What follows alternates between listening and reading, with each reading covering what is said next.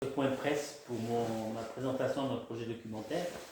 Bon, j'ai titré La traversée à la nage du lac Léman le 5 juillet 2026, mais en fait, dans la réalité, le projet documentaire, c'est pour le 4, 5 et 6 juillet 2026, parce que chaque jour a précisément un axe tout à fait particulier. Et en sous-titre ou en titre complémentaire, j'ai mis Suisse, Algérie, France, entre parenthèses, mars 61, 1961, mars 1962, parce que c'est précisément ces deux éléments de ma séquence historique, enfin mémorielle historique, que je vais mettre en relief dans ce projet documentaire. Donc évidemment, comme je le disais un petit peu au départ, il y a 5 éléments qui sont à l'origine de ce projet. D'abord, il y a le point premier qui est une affaire personnelle, une démarche personnelle. Ce n'est pas une affaire juridique ni quoi que ce soit, c'est une démarche personnelle, familiale, mémorielle, historique et sportive. Donc sur les deux premiers éléments, je ne m'attarderai pas là-dessus, sur la partie personnelle et familiale, mais par contre c'est les 3 points mémoriels, historiques et sportifs qui sont le plus importants. Mémoriel, pourquoi? Parce qu'en fait, dans la réalité, je traite une séquence infime de la guerre d'Algérie, un épisode très petit de la guerre d'Algérie, qui a trait à la mort d'un gendarme suisse le 11 mars 1962, et puis de celui du maire d'Évian, Camille Blanc, le 31 mars 1961, c'est-à-dire un an avant celui de gendarme. Pourquoi je dis ça? Parce que premièrement, ce que j'ai pu observer en tant que franco-algérien, mais en tant que citoyen tout court, il n'y a pas de français ni d'algérien dans cette histoire, c'est que ces deux éléments, la mort de ce gendarme suisse et la mort de Camille Blanc, sont totalement ignorés, ne serait-ce que sur le plan d'un zoom historique, par les historiens algériens, les historiens français particulièrement. Et donc, en fait, il a fallu que je fouille dans les archives, ou en tout cas dans l'histoire de ce moment-là, pour voir à quel point ces deux éléments n'apparaissent pas dans, je dirais, dans le parcours historique de ce qu'on peut exposer. D'accord. Donc ça, c'est très important, sachant que Camille Blanc, qui est le maire d'Évian, il a l'honneur d'avoir fait cette initiative, de prendre la responsabilité d'accueillir les accords d'Évian dans sa commune. C'est un honneur, pourquoi? Parce que quand on remonte beaucoup plus tard, un an avant la Seconde Guerre mondiale, précisément du 6 juillet 1938 au 10 juillet 1938, à l'initiative de Roosevelt, cette ville, Évian, a été mise en lumière par une conférence internationale. Ça, peu de gens le savent.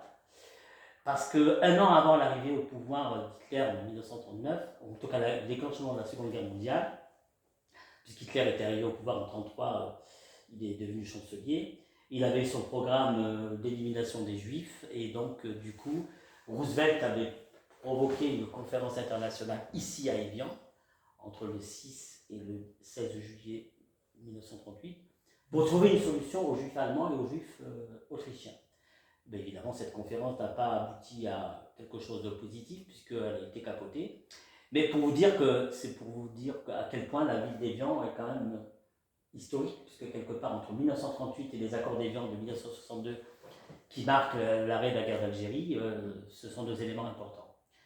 Donc voilà, donc moi, cette démarche mémorielle, elle vise à mettre en lumière ces deux personnages, Michel Rossier, gendarme, qui est mort accidentellement. Je dis bien accidentellement, parce qu'il n'y a pas d'attentat. C'est simplement la manipulation d'une arme qui a provoqué sa mort par un de ses collègues gendarmes. Donc c'est un événement tragique, mais qui n'a rien à voir avec le complotisme et un attentat quelconque, c'est un accident. Et ce gendarme, il avait 26 ans, j'ai mis du temps à retrouver ses coordonnées, son nom, son prénom, les conditions de sa mort, puisque j'ai mis 2 ans en fouillant dans les archives pour trouver son nom et son prénom. Il avait 26 ans, il était marié, et sa femme venait d'accoucher. Donc à l'heure où je vous parle, son fils a 7 ans de plus que moi s'il est encore en vie. Alors l'idée pour moi, c'est que comme la démarche du 4, 5 et 6 juillet 2026, vise à ce que le 4 juillet, je suis dans le signal de Bougie, dans le canton de Vaud, où se trouvait précisément l'hôtel de Bougie où était hébergée la délégation FLN en pourparlers de paix avec les représentants de De Gaulle. Ça s'appelait l'hôtel de Bougie. Nous sommes ici à Évian, c'est l'hôtel du Parc. Nous sommes donc en 1962. Et donc, en face de ce lieu où nous nous trouvons aujourd'hui à Évian, eh bien, il y avait cet hôtel et la délégation FLN s'est déplacée en hélicoptère jusqu'à l'hôtel du Parc, qui est derrière nous, qui aujourd'hui s'appelle la résidence du Parc. Donc, pour mettre en relief Michel Rossier, j'ai décidé le 4 juillet 2026 de faire un itinéraire donc, de l'endroit précisément où il est mort jusqu'à la mairie de Lausanne. Donc, on va alterner parce qu'entre le signal de Bougie où il y avait l'hôtel de Bougie, il y a 30 km. Donc, évidemment, je ne vais pas faire les 30 km avec mes câbles et à la marche, mais en fait, tout le monde est invité à marcher parce qu'on pourrait alterner entre la marche et les véhicules, quoi. Faire une espèce d'itinéraire de pause, par exemple. Quand je vais essayer de déterminer les petits cafés qu'il y a entre le signal de Bougie et Lausanne, on va faire des petites pauses, on va boire le café et puis discuter. Voilà, c'est un petit itinéraire qui alternera marche et transport véhiculé. Lorsqu'on arrive en fin de matinée à Lausanne, on prend le pôle d'amitié, hein, c'est le 4 juillet 2026, et puis la journée s'arrête là. Parce que moi, je vais rentrer à Évian pour me reposer. Parce que le lendemain, j'attaque la plus grosse journée qui est la traversée du lac Léman. Donc je reprendrai le transport maritime pour me retrouver à Lausanne. Et sur une plage de Lausanne à déterminer, je n'ai pas encore le nom de la plage, il s'agirait pour moi d'entamer une nage de 4 km à partir d'une plage de Lausanne. 4 km toujours en hommage à Michel Rossier. Donc 4 km, ça se fera, j'espère que le temps sera propice. Ça se fera en plusieurs étapes, par exemple peut-être 1000 mètres de nage, un repos de 10 à 15 minutes, et etc. jusqu'à obtenir les 4 km. Ça peut être 4 comme ça peut être 3, ça tout dépendra de mon état de santé, compte tenu des conditions réelles au niveau de mon état de santé. Donc en tout cas l'idée est là. Donc cet itinéraire, c'est le plan A. Il doit être fait, donc de Lausanne, 4 km, ensuite je prends le bateau, et 4 km avant Évian, je reprends la nage. Ça, c'est le plan A. Pourquoi je dis le plan A? Parce que, au cas où il y aurait un problème, il y aurait bien sûr le plan B. Mais précisément, dans ce plan A, qui est l'idéal, c'est que dans les 4 km que je vais réaliser, que je souhaite réaliser, j'en ferai 3500 mètres.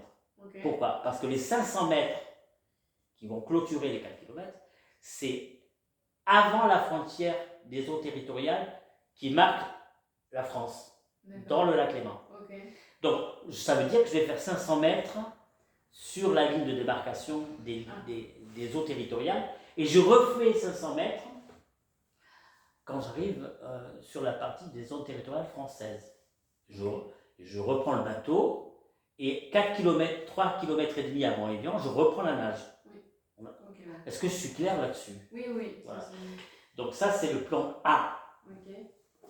Alors, s'il y a une moindre difficulté quelconque, technique, j'en sais rien, peut-être le climat, eh bien, il y a le plan B.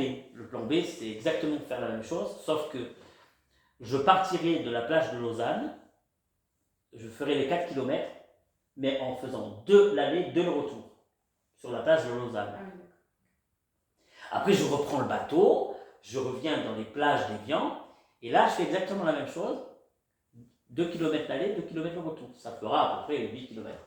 On n'aura pas la frontière des eaux territoriales entre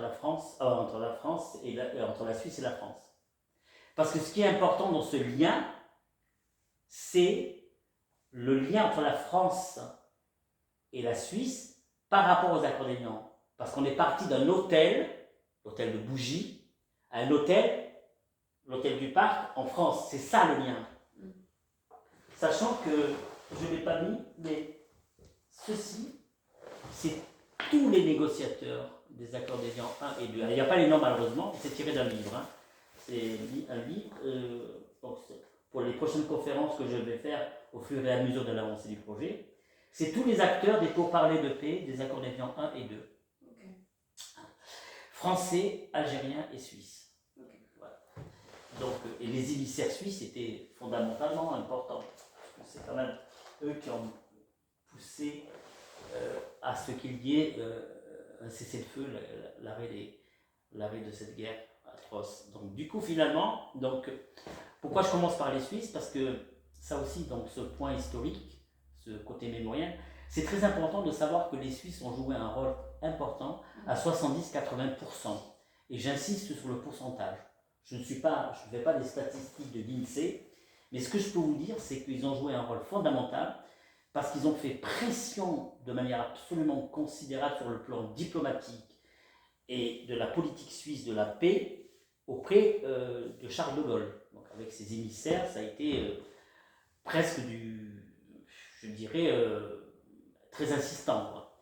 Donc il y a eu cette insistance suisse et cet accident dramatique de Michel Arrossi.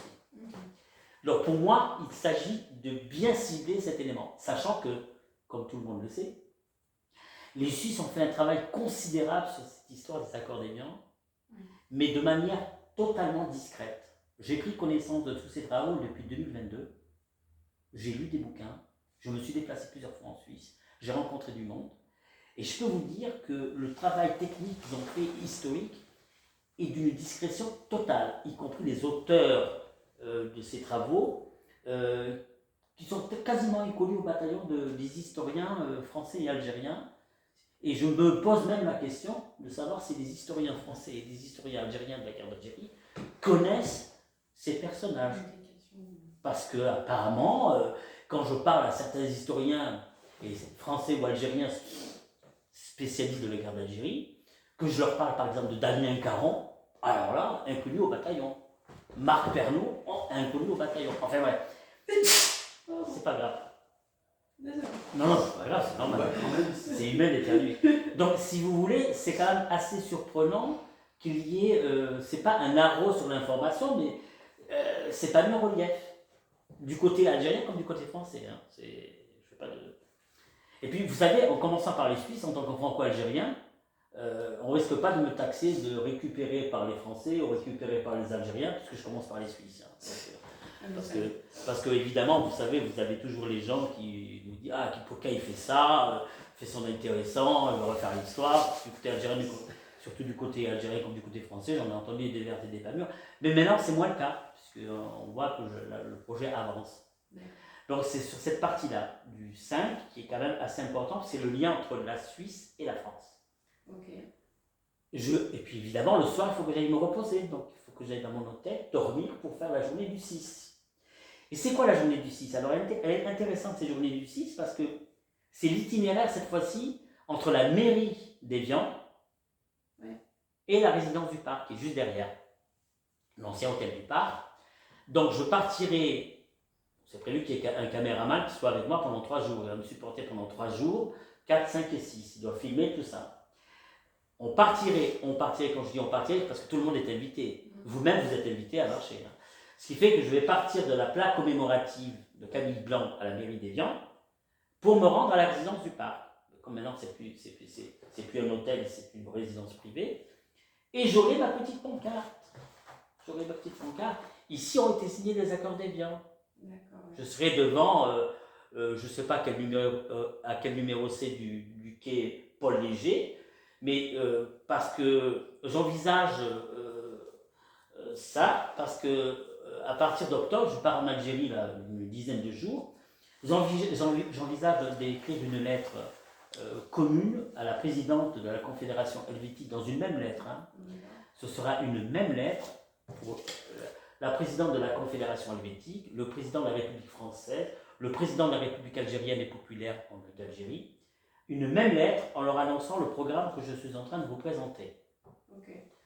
Voilà, de telle sorte que si les autorités françaises et les autorités algériennes veulent bien s'accorder sur une marque ou une signification officielle des deux États pour marquer l'endroit où se sont passés les accords d'Évian, eh ben ce serait une réponse positive et ce serait surtout pour contrer tous ces aspects négatifs des relations franco-algériennes qui sont en dents de scie depuis 1962. Particulièrement aujourd'hui, c'est devenu beaucoup plus épineux. Donc, si vous voulez, malgré tout, on peut toujours espérer que de part et d'autre, il y ait une volonté de se serrer la main pour faire cette marque ou cette enseigne, enfin cette marque historique. Voilà, c'est pas pour leur imposer, mais bon, je les invite à me rejoindre dans cet itinéraire qui est un petit peu aventurière pour moi, mais bon, elle est individuelle, donc elle n'engage pas une organisation internationale, un groupuscule où il n'y a personne derrière moi, donc je suis tout à fait tranquille avec ça. Donc voilà, donc vous avez le 4, Michel Rossier, le 5, le lien Michel Rossier, Camille Blanc, la nage, et le 6, uniquement Michel Rossier. Michel Rossier. Camille Blanc. Je ne me mets pas les pinceaux. Et l'idée, c'est que, ça c'est important pour moi, c'est que je suis en discussion avec les autorités suisses en espérant qu'il y ait un lien avec la gendarmerie vaudoise que je vais solliciter pour qu'ils puissent prendre des contacts avec le fils de Michel Rossi, s'il est encore en vie. Et s'il est encore en vie, s'ils peuvent lui dire que je serais intéressé pour qu'il marche avec moi le 4 juillet, en l'honneur de son père. Maintenant, après, s'il est vivant, est-ce qu'il va accepter ou pas, c'est une autre question. Mais en tout cas, c'est ma démarche. Okay. Voilà. Donc ça, ce serait bien. J'ai renoncé du côté de la fille de Camille Blanc, puisque j'ai quand même eu des informations comme quoi qu'elle est tellement affectée par la perte de son père quand elle avait 16 ans. Donc je n'insiste pas plus là-dessus. Je fais juste la démarche de faire la mairie, résidence du parc, ancien trait du parc. Après, peut-être qu'il y aura une modification, peut-être passer par le cimetière, mais je suis moins favorable à cette démarche de passer par le cimetière parce que ça remet en surface des difficultés émotionnelles qui sont peut-être pas nécessaires. Parce que si je fais ça, si je passe par le cimetière pour Camille Blanc, il faut que je passe par le cimetière pour Michel Rossi. Donc je pense il est sur les hauteurs. Oui, mais peu importe, il est sur les hauteurs, en hélicoptère, on se jette en parachute, c'est pas un souci. Mais finalement, voilà, donc, même sur l'aspect technique, même par rapport à ma mobilité, ça ne me fait pas peur. Hein. Donc, bon, je n'ai pas besoin des cannes pour nager, pour traverser le lac Léman. Donc voilà pour les 4, 5 et 6 juillet. 4, 5 et 6 juillet. Sachant que c'est une histoire, pour l'histoire du 5 pour la traversée, ça n'est pas arrivé comme ça du jour au lendemain. C'est une longue réflexion,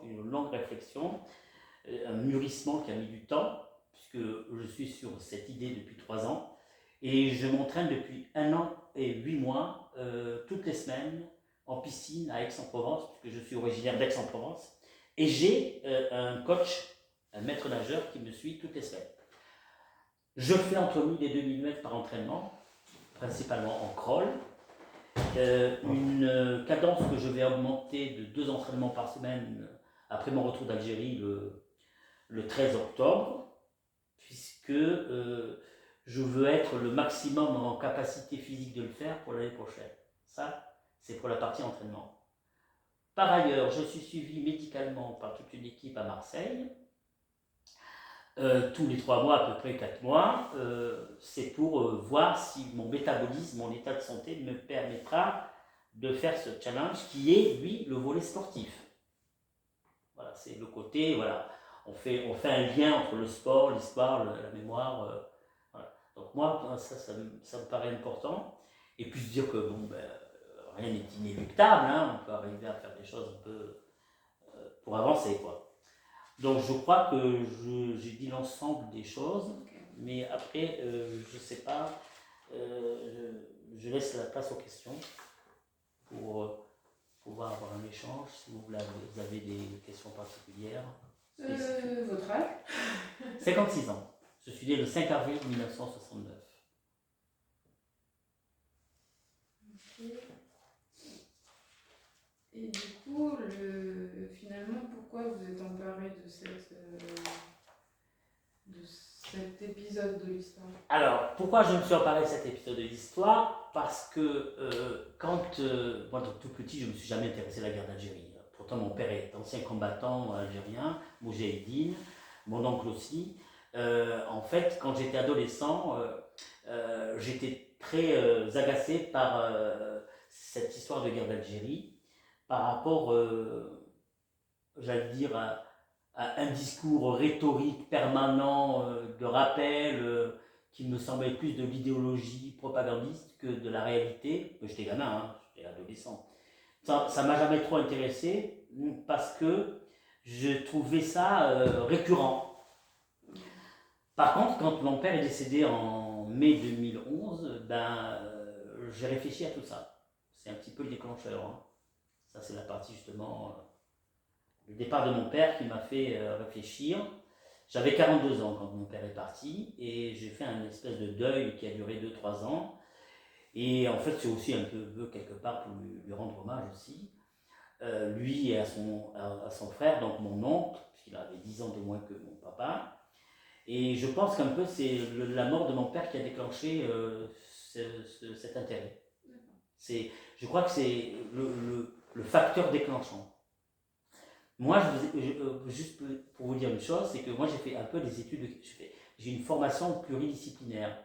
J'ai fait des sciences politiques, j'ai fait aussi de la criminologie. Et en criminologie, il y a toujours un facteur déclenchant quand il y a un acte final.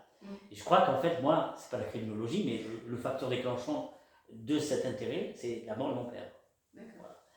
Donc je suis complètement novice en la matière, c'est-à-dire qu'en fait, j'y connais rien à la guerre d'Algérie, je suis en plein apprentissage. Je suis en plein apprentissage, et dans cet apprentissage, j'ai les accords d'Évian, le rôle de la Suisse, c'est venu au fur et à mesure. Mais ce que je dois vous dire, c'est pour ça que j'ai ramené ma paperasse avec moi, c'est qu'il y a eu un livre déclencheur en août 2022. Je lis cet ouvrage du même auteur, Jeloul Ahya, qui a fait tous les gens qui ont participé au accord d'Évian, qui s'appelle voilà, de la crise politique de l'été 62 au mouvement populaire pacifique du 22 février 2019, mais le titre n'a strictement rien à voir avec le contenu du bouquin. Super. Voilà, ça n'a rien à voir, c'est un peu trompeur. Donc quand j'ai lu le bouquin, qui n'a rien à voir avec le titre, je me suis rendu compte... Excusez-moi, qui prend du café, du thé, un jus de fruits? De l'eau, s'il vous plaît. Un verre d'eau? Ouais. Très bien, monsieur. Ouais, de l'eau également. Un verre d'eau. Un café, s'il vous plaît. Court ou allongé? Court, s'il vous plaît. Un café aussi allongé. Allongé, très bien. Et en fait, c'est ce bouquin qui, à l'été 2022, j'étais au Canada, 450 pages, qui a déclenché mon désir de faire quelque chose en tant que journaliste à l'époque en activité. Pourquoi?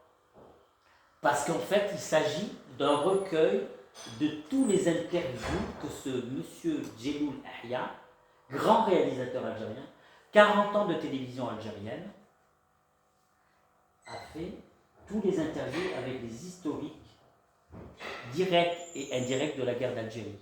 C'est-à-dire les Français, les Algériens, les Suisses. Tous ces gens-là, il les a interviewés. Okay. Et ce qui m'a frappé, c'est les derniers, dans la dernière partie des interviews récoltées, sur 40 ans de travail, il y avait la grosse partie qui concernait les interviews qu'il avait avec les Suisses. D'accord. Et je lis et je découvre le rôle des Suisses. J'ai été saisi par cette prise de connaissance de l'énorme travail des Suisses.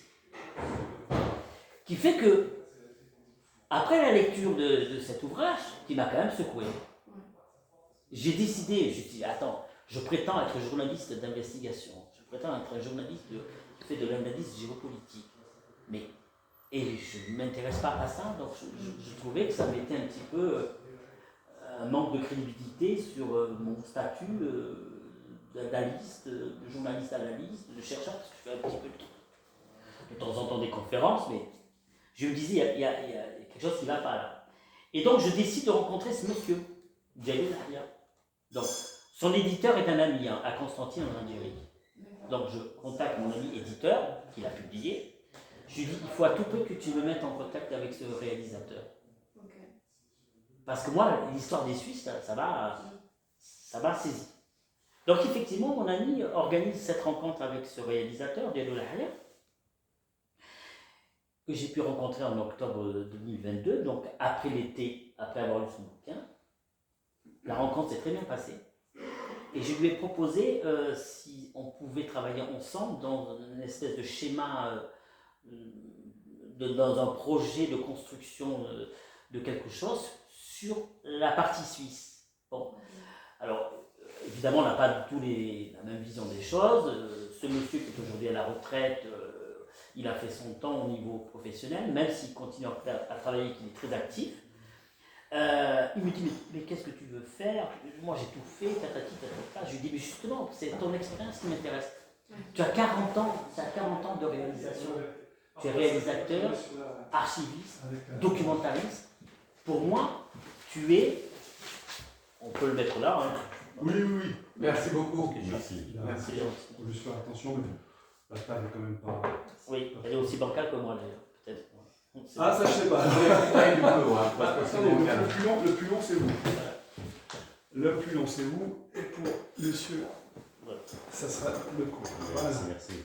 Et en fait, ce monsieur, Jalil Ahya, je l'ai rencontré, donc on a discuté, qu'est-ce que tu veux faire? Je lui dis, je ne sais pas encore ce que je veux faire, il faudrait que tu m'aides. Je lui dis, ta science en tant que réalisateur, toute ta pratique. En plus, il a fait une grande école, ce monsieur a fait une grande école pendant 10 ans à Moscou. Il a fait la plus grande école de cinéma de Moscou. De 1971 à 1981. Moi j'avais 2 ans. Et donc, du coup, je lui dis, écoute, on pourrait en parler en janvier. Je reviendrai, c'était en janvier 2023. Et je lui dis à ce moment-là, est-ce que je pourrais t'interviewer? Voilà, je dis, ouais, on verra ça, oui, pas de souci. Et je suis reparti en janvier 2023 et je l'ai interviewé. Je lui dis, est-ce que ça ne te dérange pas si je prends un enregistreur pour notre échange? Oui, pas de souci. Mais moi, je pensais que ça allait durer 5 minutes parce que, bon, comme il a été formé par les soviétiques, il est assez. Je veux dire, c'est pas Poutine, mais pas loin. Donc, du coup, je marchais un peu sur les œufs. Ouais. Et finalement, je pensais pouvoir prendre 10 minutes avec lui et ça a duré 1h05. D'accord. Donc, quand je suis rentré en France, j'ai réécouté l'interview que j'ai fait avec lui. Et là, je me suis dit, il faut à tout prix que tu fasses quelque chose. Donc, il y a eu un concours de circonstances qui fait que la mort de mon père, la prise de conscience de mon ignorance sur la guerre d'Algérie, les origines, etc. Et puis, ce livre, cette rencontre, et puis surtout qu'en Algérie, j'ai tout un aéropage de proches qui m'aident. Parce qu'encore faut-il arriver à travailler avec les autorités de mon pays, qui parfois sont, je dirais même souvent, assez réticentes quand il y a quelque chose de l'extérieur, qui fait que je suis presque un intrus, quoi. Qui je suis moi, handicapé, qui veut traverser le lac Léman, qui prétend refaire l'histoire, Michel Rossier, Camille Blanc, les accordéons, c'est qui ce volant, quoi. Donc il y a 3 ans en arrière, c'était un peu un ovni, quoi. Ça l'est moins, hein, parce que maintenant, il y a quand même une prise de conscience de ce travail qui avance, et je suis à 10 mois de traverser, voilà, le Clément. Ceci étant, en juin de cette année, j'ai quand même été reçu par une des grandes conseillères du président algérien, Abdelmajid Tebboune, qui m'a écouté quand même pendant 3 heures. Okay. Donc du coup, je pense qu'à partir du moment où il y a cette conseillère, qui est quand même une conseillère considérable, en fait, je dirais l'une des principales du président algérien, si elle m'a écouté pendant 3 heures, parce qu'elle a été patiente, et que, bon voilà, elle a été en tout cas motivée par ma démarche. Donc je pense que du côté des autorités algériennes, ils savent, hein, ils sont au courant de tout, donc j'ai pas d'embûche ni quoi que ce soit, bien au contraire. Hein, donc voilà. Donc moi c'est ce lien que je veux faire. Et c'est vrai que on se retrouve dans une situation où, quand il y a des querelles entre la France et l'Algérie, moi je me dis, bon, moi je suis au milieu du gué, qu'est-ce que c'est cette histoire, mais moi je ne suis pas concerné par ça. Je ne suis pas concerné par les prises de position de Retailleau et puis les prises de position des 10 000 Retailleau que nous avons à Alger. Ça ne m'intéresse pas. Ce qui m'intéresse, c'est de faire cet itinéraire, ce reportage, ce documentaire. Voilà, pour l'ensemble de cette séquence mémorielle qui est infime par rapport aux 7 ans de guerre d'Algérie. Voilà. Je ne sais pas si j'ai répondu à la totalité des questions. Bah, quand même, c'était des accords très importants qui ont mis fin quand même Oui. à la guerre d'Algérie. Je veux dire, c'est pas un détail de l'histoire, comme pas- disait. Oui, Pas mais certain. il y a quand même cette implication des Suisses, effectivement, qui est très méconnue. Enfin, Oui, oui, oui. même si on peut se douter, vu la neutralité de la Suisse, enfin, l'histoire de la Suisse, etc., Tout à fait, que Et ils sont pas loin, quoi. Et c'est vrai que même avec les Suisses, avec qui je suis en contact permanent, parce qu'en plus, j'ai une relation avec la Suisse de manière très particulière. Je suis un des contributeurs de la revue militaire suisse. D'accord. Ok. Le rédacteur en chef de cette revue militaire suisse, je bosse depuis 2004 avec lui, en 2005. C'est un bimensuel, et de temps en temps, je fais des analyses, je repère des sujets, et il me publie. Okay. Le rédacteur en chef est colonel dans l'armée suisse. Oui. Et il est conseiller au ministère de la Défense suisse. D'accord. Et la partie suisse, c'est un peu lui que j'ai sollicité pour la partie... parce que ce que je ne vous ai pas dit, c'est que le gendarme Michel Rossier, qui appartenait au corps de la gendarmerie, ce qui est intéressant, c'est qu'il y ait un membre du corps de la gendarmerie qui nage avec moi, les 4 km. Ça, c'est un petit clin d'œil. Voilà. Ça, j'ai sollicité donc, mon rédacteur en chef pour qu'il y ait une démarche en ce sens. Donc du coup, il est au courant, il a reçu tous les éléments de mon programme. Peut-être que je vais améliorer un petit peu plus, parce que là, j'ai dû faire ce programme assez rapidement, parce que l'article a été publié dans le Dauphiné libéré. Ah, mais du coup, on se demandait ce matin. L'article a été publié dans le Dauphiné libéré, publié le 11 août. Le correspondant local de presse de Thonan, c'est Pascal Pollardo, qui est correspondant local de presse, il n'est pas journaliste comme vous, mais lui, quand moi je ne pensais même pas que l'article allait passer, parce que je vais vous dire pourquoi je ne pensais pas que l'article allait passer. Vu ce qui se passe entre la France et l'Algérie, je me suis dit, oulala, si ça passe à travers les mailles de la rédaction en chef qui le lisent un peu plus près, je me suis dit que ça ne va pas passer par rapport au dernier paragraphe, à la dernière, aux derniers éléments que je donne. Pourquoi je dis ça? Parce que côté français, on parle de guerre d'Algérie. Mais côté algérien, on parle de guerre de révolution, de libération nationale. Et c'est ce que je mets. Donc je me suis dit, si on lit ça au niveau de la rédaction en chef, je préviens Pascal Bonarno, je lui dis, je ne pense pas que le papier va passer. Mais finalement, il est passé. Donc du coup, quand il est passé le 11 août, à 9h du matin, moi je suis dans le train pour rentrer à Aix quelques jours, je faisais le va-et-vient entre Aix et en Provence. Et il m'appelle à 9h, il m'envoie un texto, il me dit le papier a été publié aujourd'hui, il découvre qu'il a été publié aujourd'hui, le lundi 11 août. Moi je suis à Lyon, et je lui dis, est-ce que vous pouvez me l'envoyer en photo? Et moi je l'envoie en photo à mes amis en Algérie. Et c'est là où je prends conscience, parce que moi je suis encore à la vieille école. Ça, moi les réseaux sociaux, tout ça, c'est un peu quelque chose de la sorcellerie, quoi. Et bien finalement, en 3 heures, il a fait le tour de l'Algérie. Et ça m'a bousculé. Parce que c'était tellement rapide, plus rapide que moi d'ailleurs, et je me suis dit, mais comment je vais gérer ça? Comment je vais gérer ça? Moi j'avais prévu de faire une conférence, faire un point de presse au mois de novembre, décembre, etc. Et après, je me suis dit, c'est pas possible, quoi. Je suis là pendant 2 mois, il faut que je fasse le point de presse avant le 30 de mon départ, parce que moi je m'en vais le 30. Ok, ça marche. Et puis surtout, moi j'avais été interpellé à l'époque, il y a 5-6 ans, je me souviens plus exactement.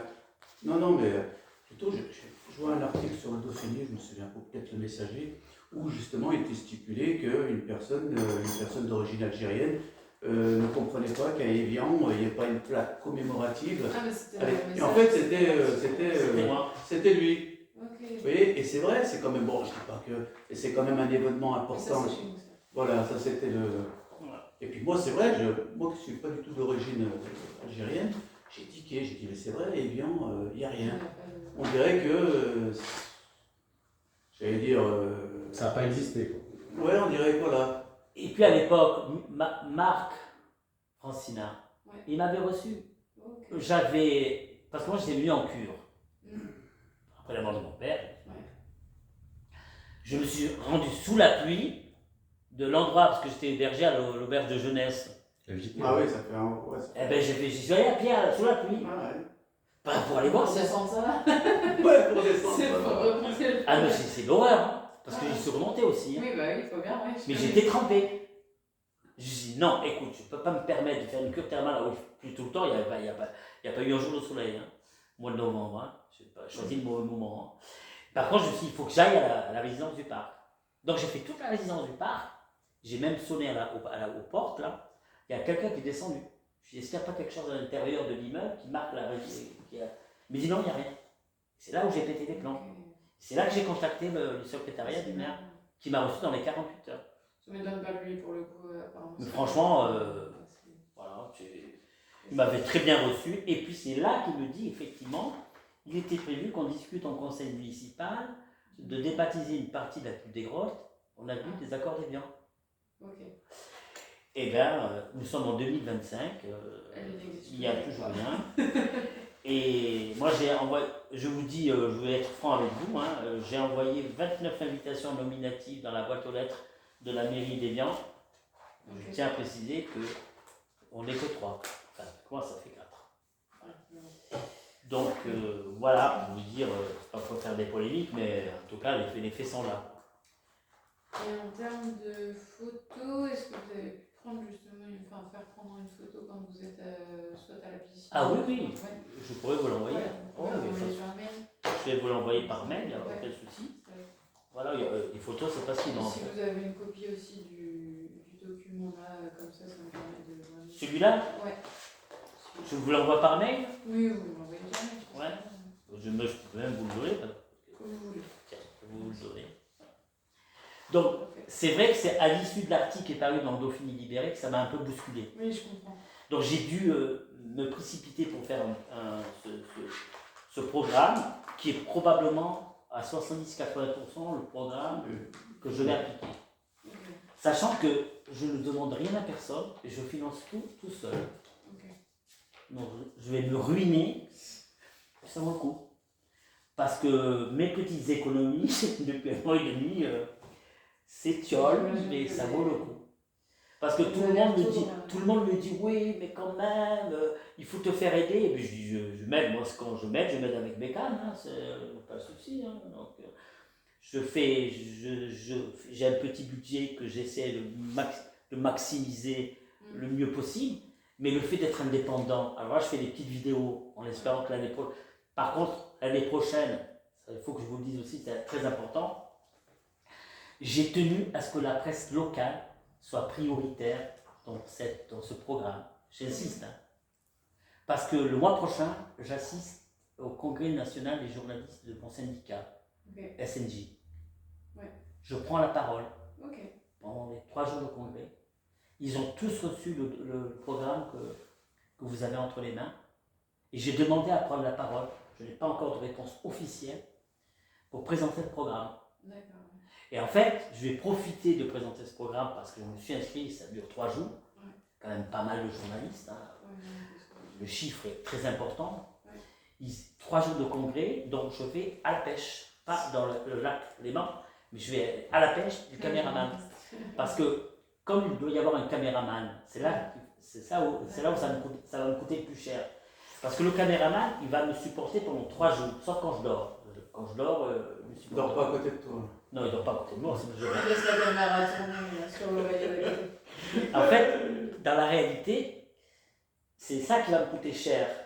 Parce que même si c'est un ami, parce qu'il y a un caméraman, un ami qui serait prêt à me suivre, mais le problème c'est que c'est 4, 5 et 6, il faut qu'il y ait en permanence avec moi ce caméraman. Sauf qu'il peut tomber malade, il peut avoir... Donc ça veut dire qu'il faut que j'ai au moins... Bonjour. Il faut au moins que j'ai 3 personnes capables de tenir une caméra. Filmer. Parce que il faut que ça va pas, y compris quelqu'un même qui fait de l'amateur, peu importe. Ouais. Le tout c'est d'arriver à... Parce que là je fais des petites vidéos, mais insignifiantes, mais qui vont faire partie du montage. Voilà. La narration c'est moi qui l'a fait, bien évidemment. Mais le plus gros du travail, 70%, 70-80%, ça va être 4, 5 et 6. Ouais, je comprends.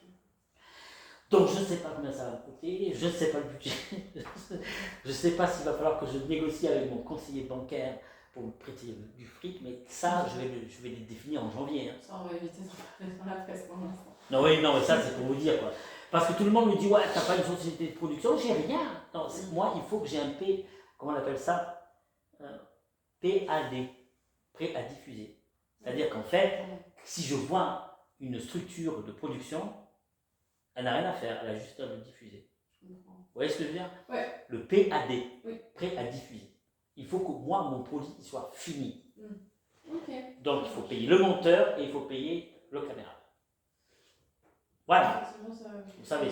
Et donc, malgré tout, la finalité, c'est quand même qu'on reconnaisse que les accordéons...